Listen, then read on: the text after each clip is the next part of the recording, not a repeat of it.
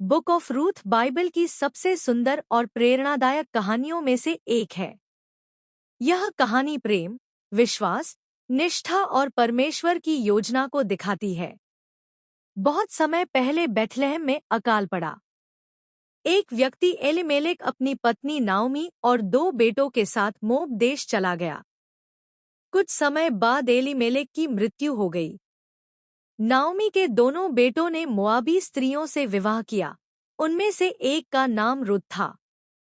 बाद में नाओमी के दोनों बेटे भी मर गए। अब नाओमी और उसकी दोनों बहुएं अकेली रह गईं। नाओमी ने फैसला किया कि वह वापस बेथलेहम जाएगी। उसने अपनी बहुओं से कहा कि वे अपने अपने घर लौट जाएं।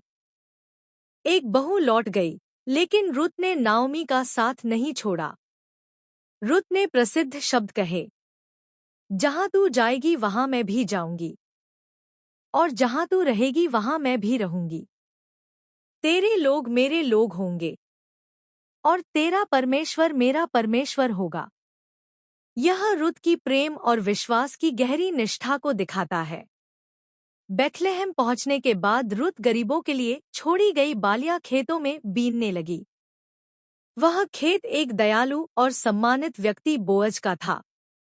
बोअज ने रुत की मेहनत और नाओमी के प्रति उसके प्रेम को देखा।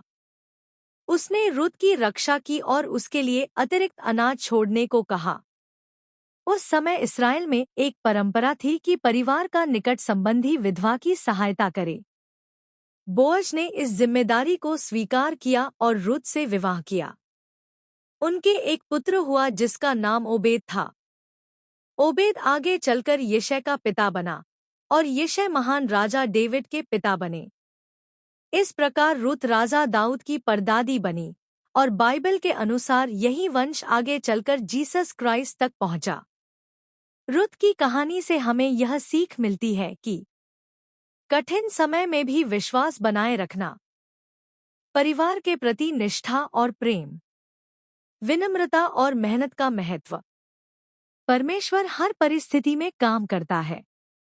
रुत की कहानी यह दिखाती है कि एक विदेशी स्त्री भी परमेश्वर की महान योजना का महत्वपूर्ण हिस्सा बन सकती है।